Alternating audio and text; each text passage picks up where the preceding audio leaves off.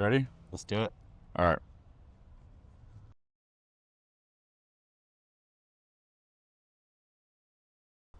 Welcome back to the PPV podcast. We are in Laverne, California on scene with Garrett, an EMT for a private ambulance company that services Los Angeles County. And we'll be hearing about the perspective from a newer member into the EMS community. So Garrett, thanks for coming on, man. Yeah, Appreciate thanks you for having doing this. Absolutely, brother. Yeah.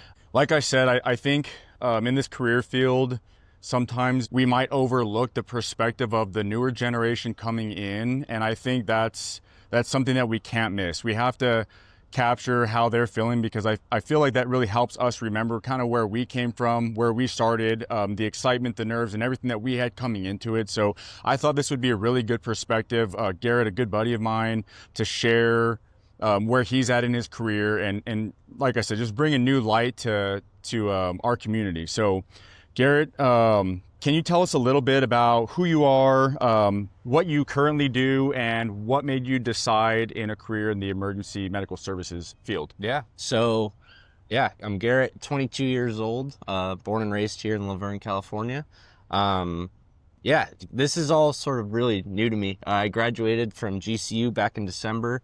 Kind of realized along there that I didn't really see a future or what I wanted to do, and really have like a true meaning to having some fulfillment behind a career. I didn't really see what I was doing at the time, what I wanted to do. My grandpa was a sheriff and always said first responders. That was his favorite job that he ever did. So that was always kind of in the back of my head. And then I kind of just, my junior year of college, I was like, I'm going to just go for this. So yeah, right now moved back here.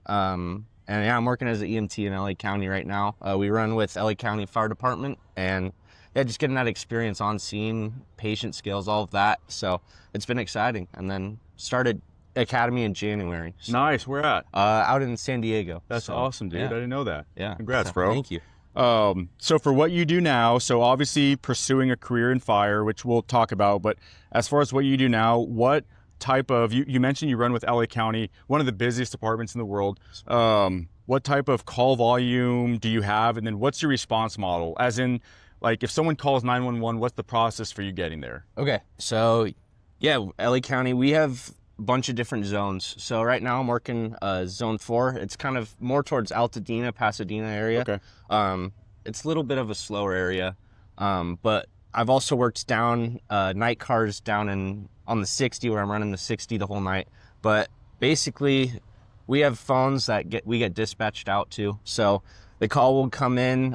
It'll give us just a brief chief complaint, some notes, which engine and squad we are responding with, location, and then yeah, from there it's lights and sirens to the call, and then we get on scene, help out, and then depending on if it's an ALS call or BLS call, it'll just be us. But ALS, we run with the squad to the hospital and kind of go from there. Okay. So sometimes first on scene. Sometimes first on scene. It all just depends where the call's at. Okay. I'd say probably about like 40% we're on first. It's pretty good. It's good. Yeah. Cool, man. And then as far as fire goes, like out here in California, this is where I'm from, it's difficult like anywhere to get into the fire service, but a lot of people take that path, either doing the private ambulance path or the wildland path. So either two of those paths will help you gain that experience needed to get into the fire service out here in California. It is a tough career to get into, like I said. So how long have you been on now? I've been on about 8 months now. Okay. So started mid-March. So, right, 7 months. Sure, yeah. So it's been really good. Just learning. I learn something new every day. That's good. Not every call's the same, as you know. Yeah. But yeah, I just remember when I was first starting out, like getting on scene, like first real like patient contacts and all of that. Like it's almost like you're seeing the scene through like a straw. Like you're just so narrowed in. But now it's like you can kind of take a step back when you're looking into the scene, start picking up, oh, I need to do this, start kind of thinking through the call now. So yeah, it's kind of cool how you develop that skill as you go on. And I'll tell you what, man, as you get into the fire side of things too, that same exact things happen. Yeah. Like I remember being a brand new firefighter, pulling a line from one of my first fires, and I literally only could see the front door. And then, as time goes on, now it's like, okay, now I'm in a position of responsibility, I have to see the whole scene for safety and people around you, but it helps you like obviously function and do your job much better, but you really develop that awareness of like, oh man, I'm not this young, know nothing, brand new firefighter or EMT anymore. Like you almost feel that development in yourself, and it helps you like feel that sense of pride. I feel like 100%. So on that, like so far, how does the job compare to what you thought it would be before you got into it? I'd say it's completely different than like what I kind of had like some expectations just from hearing from different people that I knew had worked on the ambulance side. But really you don't really know what to expect until you're doing it. Yeah, totally. So yeah, I would say it's just different for sure. I think kind of what I was expecting was it'd be a lot easier. How so? I would say like I didn't know everything that went into running a real call. Like I went on the ride along with you, kind of got to see a glimpse into it. But when I was first getting on, I didn't really understand every single aspect of what goes into the call, what needs to be accomplished from as soon as even something simple as parking the ambulance in the right spot where, okay, we're going into a cul-de-sac, I need to have it parked this way. So in case we do need to leave quick, we have that easy exit. Yep. So yeah, I would say just starting out, I didn't really understand the full concept of everything that I needed to do as an EMT. But as you run more calls, as you get more reps, all those things you start picking up on, and I've really enjoyed the job. Like, good, man. It's a lot of fun. Yeah, it is. It is a lot of fun. I remember getting on probation, first shift at the station, out of the academy, never worked as an EMT before, so I really had no idea what was going on. I remember going to some of these like crazy calls in this area that I worked in a downtown area that was pretty busy. And I remember like after every call, like I don't know if I'll ever like fully understand and learn the entirety of this job between medical, fire, all these other things, and then throw in the hazmat and the technical rescue. And now you want to go paramedic, and now you want to promote to. I mean, there's so much stuff that goes into this career field that it's funny you mentioned it. You wrote along with me. It's like I don't say this in a way to toot our own horn, but at a point we almost make it look easy, but we forget like how difficult we saw this career coming into it. Yeah, I'd say like especially like you're getting, I don't know, like you said, you make it look easy, but like exactly what needs to happen. But sometimes like the pace of the call, you're like, all right, like we're moving critical calls, we're moving at a different kind of pace than just a different, not as critical call. Yeah. So I think kind of just picking up on the different nuances of calls and like, all right, they're showing this, like we've got to move now. Yeah. Like just picking up on the speed of calls is something that I've kind of started to gradually learn, but you think it just comes easy right off the beginning, but that is truly an intuition that you have to build and develop with experience. Mm-hmm. And I'll tell you this, man, time on does not equal experience. If you have not figured that out yet, time on does not equal experience. You could be on for 10, 15, 20 years, and you could have a 2-year guy that's come in that busts his butt every single day that has a greater experience and learning for the job than that 20-year guy that's sat around and done nothing. Yeah. But like you said, it's something that we'll mention here at the end, but every call is an opportunity to learn something every day in life too, just non-fire, non-EMS, non-first responder. I feel like every day we can take something to learn from and either get better or improve or change for the next time we encounter that same situation, So I always try to take the things that I learned on the job, which is a lot, like we've already talked about. You learn a lot of stuff on the job, but then apply that to my own life. Like, okay, how can this make me a better dad? Or how can this make me a better husband? Or what did I learn today that I want to teach my kids, you know? So anyways, man, there really is a lot to learn. And even in the short 8 months that you've been on, it's amazing how quickly we progress in this field. It's almost like we have to, right? You have to. Yeah. So if you're comfortable sharing, have you had a tough call yet that's introduced you to the harsh realities of this job? Yeah, I've had a few, I would say, I call them critical calls. But yeah, there's one that sticks out to me. We got dispatched to a pediatric arrest. So automatically when you see that, you already start to feel the heaviness of the call. You already know things are going to be fast-paced on scene. Yeah, so pediatric arrest, we get on scene, and immediately you just can kind of tell something's off. We had probably 6 police cars. Fire was on scene already. And so we get on. It's weird. This house was down. The front door was on an alleyway. So that was already kind of off. But as we're getting on scene, the father from the family was outside talking to the cops. And some of the kids started like running out. They're like, what do we do? And just like try to best, like, hey, like go outside to the cops.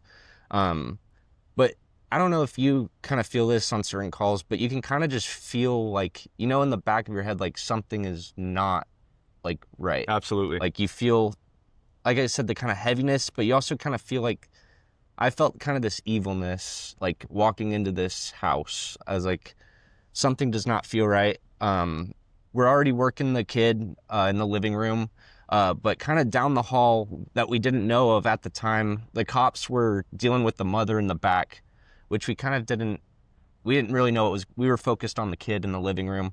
Get the kid loaded up, transported to the hospital. And then while all that's going on, the call just kind of compounded super quick. The mom had self-inflicted knife wounds to her neck on top of the kid. Basically what happened, she murdered the kid. It was 6 hours prior to when we even got the call. So that just kind of that evilness of the call, you can kind of, I felt it going in, but then once you find out after the aftermath, yeah, just kind of super heavy call. And that's obviously, you don't get those every single day, but yeah, definitely, that was definitely a call that stuck out to me. And you just kind of try to deal with it the best you can. I know what I like to do, I like to reach out to obviously talk to my family, close friends, but I know I reached out to you, just kind of get different perspectives on how you deal with those tougher calls and go about that. Yeah. But, how long did you have on when this call happened? I was about 5 months in. I was working a ton of overtime, and this was actually an overtime shift. That's how it happens, isn't it? So, yeah, it was an overtime shift, area I didn't normally work, and yeah, I mean, that's just the call that came in. You know, man, you did reach out to me, and I asked how long you had on because like coming straight out of the Marine Corps into the fire service, I think that if I had a call like that 5 months in, I mean, anybody listening to that call is probably thinking, man, how do you operate in that environment? But 2, how do you come out to be resilient in that environment? Yeah. I don't think if I was in your position, like I said, 5 months on, if I was just coming out of the Marine Corps, getting hired in the fire service, I don't think that I would have reached out to the people that I know I could have, due to my own pride. Yeah. And the environment that I had come from, and trying to be that like hard nose, like I'm good, like I don't need to talk about it, right? Yeah. So you reaching out to me, dude, I have not told you this before, but you reaching out to me is actually what sparked me to start this podcast. Really? So I had the idea for this, like I said, a while ago, just the name and the thought, like, oh, that would be kind of cool to have a platform where you could talk about things and positively ventilate things like we do in tactics for the fire service. But I kind of just put it, to the side, and, I don't know if I want to get into that. Don't know if I want to put myself out there. Don't know if I want to, be vulnerable in that. After I got that call from you and we talked for a while, it made me feel like I don't care what people think about me anymore. Yeah. But I think if there was one person that could hear a conversation, or maybe have joined into that conversation that we had, that had gone through something similar, if that helped them in any way, then I think this would be worth it, right? Yeah. So you're actually the reason why I started doing this, and that's why I wanted to have you on. No, appreciate it. But you calling me that day, man, like, we talked a little bit. I've had a call very similar where a father shot his 2 kids in the head, and I remember that call sticking out to me so much. I walked in the house after treating the kids, and the dad was laying there on the floor. He had also taken his own life in front of the kitchen table. And I remember looking at the kitchen table. It was dinner time. And I remember these kids were my kids' ages, and they had their iPads set up like in front of their dinner plates. And it was the same exact iPads with the cases, same cases that my kids had. And I remember in that moment thinking like that same feeling of like, what evil is this? You know what I mean? Like Can't comprehend it. And that's the whole thing. You really can't comprehend it, dude. And that was what was so tough for me. And after that call, I mean, you're right. There's no other feeling to describe it than heavy. And it's also hard to go back and talk to people who have not gone through that or are not in this business. Very because tough. They don't understand. I remember I called my wife after, and it was a late at night, and I called her, and I don't know why I did, but I was just like, hey, this is the call I just had. And I remember she said, my heart hurts for you. And I'm like, why did I tell her that? Like, I didn't need to. It's a weird deal. Yeah. You can't expect them to understand either. Right. That's kind of what I'll share just to like try to vent a little bit, but it's hard for me to like, they can never understand like what I just saw or what you're kind of processing or feeling. So that aspect's tough sometimes, but yeah, like you said, reaching out to people that understand the job and the types of calls that we go on, stuff we see is not normal. Yeah, it's not normal. I say that all the time too. It's not normal. So I think in a way, like from that call, I really felt that. So it almost made me believe like, okay, well then I can't be normal if I do this. I have to be, different than the average person to do this. And to do that, we can go a couple different ways, right? We can go down the path of like, addiction and the negative part of the mental health where it'll eat you up, or I can be not normal in the way that, hey, I'm going to be vocal about the things that we go through. I'm going to be bold in my beliefs and my morals and my values, and I'm going to stand strong in helping people get through these tough times and shattering this stigma of you got it, bottle it up, that's, so to me, that's not being normal. Sitting out here recording in the middle of downtown Laverne is not normal, but we're doing it, man. And I appreciate you doing this with me. No, of course. So the next question is something that we kind of mentioned. So from this call that I had that I mentioned, the one that was kind of similar to yours, I learned a couple different things. Like I said, not being normal is one of them. So how am I going to react to that? The other thing was, you mentioned it as well. You get that PTI. So before the call, en route, right? You get that PTI and it's just that heavy feeling. Everyone gets that heavy feeling. I'll never forget that PTI. Okay, now you got to do something with that information, right? Yeah. And sometimes it can kind of rattle you. It can cause you to spin a little bit. What I do on those is I try to find a focal point. So, okay, I get that information. And my thing that I say every time for these calls is, all right, hey, let's just give them a fighting chance. Let's do what we can do and give them a fighting chance, right? Okay, like, all right, hey, I'm in that zone to fight and to operate. Regardless of what this call and PTI says, like, I'm in the fight. Get engaged. Okay, so boom, let's give him a fighting chance. And I say that on the headset so everyone kind of hears it and locks in. On scene, same thing. I try to find a focal point, whether it's like, okay, am I starting an IV? Am I drilling? Am I bandaging a wound? Am I, whatever I'm doing, like really try to make it present in that moment to focus on a specific task. Yeah. And then back at the call or back after the call, back at the station or whatever, now is our chance to really focus as a crew or whoever you're with, to check on each other and have that downtime, like you would a cool down after a workout, Yeah. So I like that you mentioned some of those things. Do you have anything built into that after that call that you've kind of changed? I think, I don't know if you wanted to talk about it, but that call, when I called you about it, kind of the way you thought about it was the repeating song. Yeah. It'll just pop into your head. Yeah. But you said the best way to do it is to just sit in that, think of the call from the moment you get dispatched to the end, and use it as a way to look at what you did during the call and use it to grow as a professional, I guess. And I thought that was super beneficial. So sitting and like looking at what I did throughout the entire call, and kind of just the way I kind of looked is you start to like predict throughout calls. What I took from that call, start to think through the calls and predicting, okay, this needs to happen right now. Once we get them loaded up, what needs to happen from there. I just kind of starting to really think through the calls. Yeah, prioritizing workflow. Exactly. Yeah.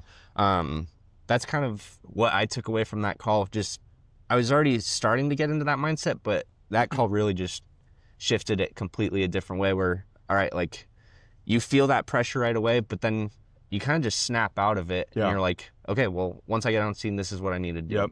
Just really just task oriented on scene. That's kind of the way I started to approach calls. And obviously you can still be task oriented while showing compassion and empathy to patients. Absolutely. Yeah. So that's kind of the shift that I took from that call. Yeah. In the positive way. So, and that's what I was talking about, like kind of a focus oriented mindset. Mm-hmm. But I like the way that you said it, more of like prioritizing workflow. Like we know there's things to get done. And sometimes in these calls, like what causes people to spin is like, I have so much I need to get done. Where do I start? And then you start spinning and spinning and spinning. And then soon enough, like you look around you and your crew is now like buying into that energy and they're freaking out. Like somebody has to take charge, right? And that's where, like, for me, that en route, that little pep talk, like, hey, let's just give them a fighting chance. Okay, all right, spinning stopped. Yep. Let's lock in, right? And then you start to prioritize your workflow. Yep. Emotions kind of take out during that en route. Like, all right, like this is our job. Yep. Like, definitely. Yeah. I like that. And then the cool down piece for me, I think I mentioned this to you too. The song is great. I actually forgot about that, but the song, that is a good one.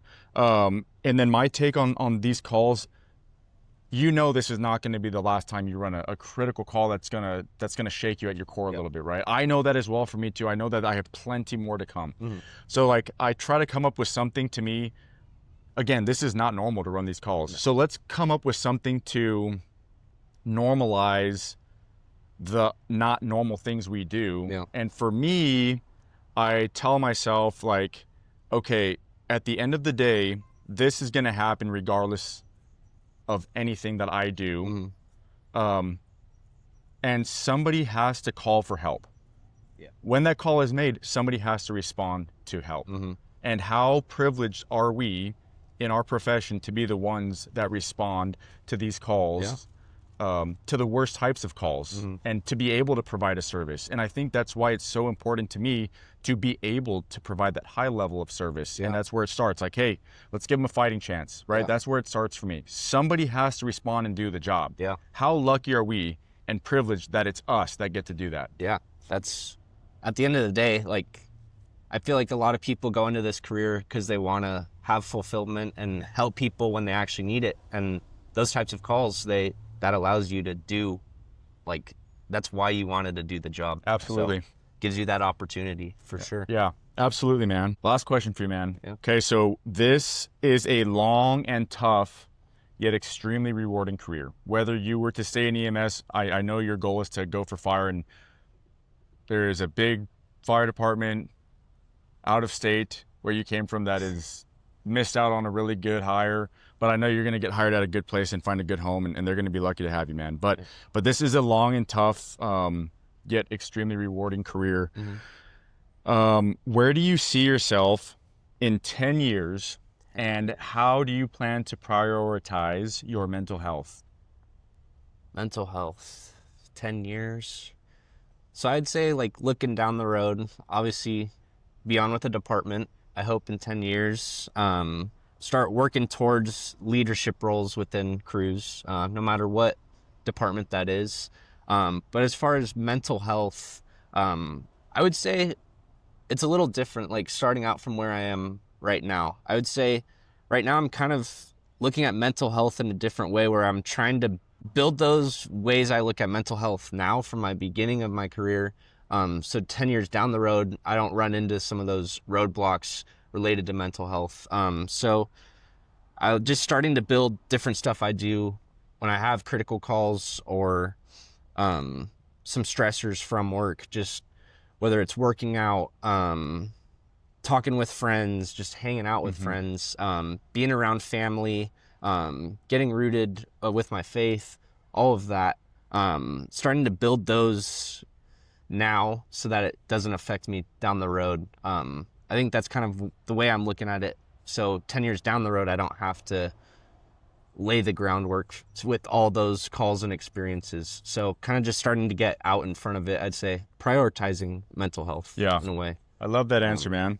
I do. I think, being alone on an island is a great way to lose your mind. But through community and communication, I think we thrive. So thank you for adding to our community, brother. I appreciate you coming on, man. Yeah, thank you for having me. Love what you're doing. Absolutely, man. So for all of you listening, keep your pressures positive, ventilate your environment, and control your chaos. This is the PPV Podcast. Thanks for tuning in. Sweet. It's a good ending. It is. Perfect timing. All right, man. Sweet. Thanks, brother. Yeah. That was cool.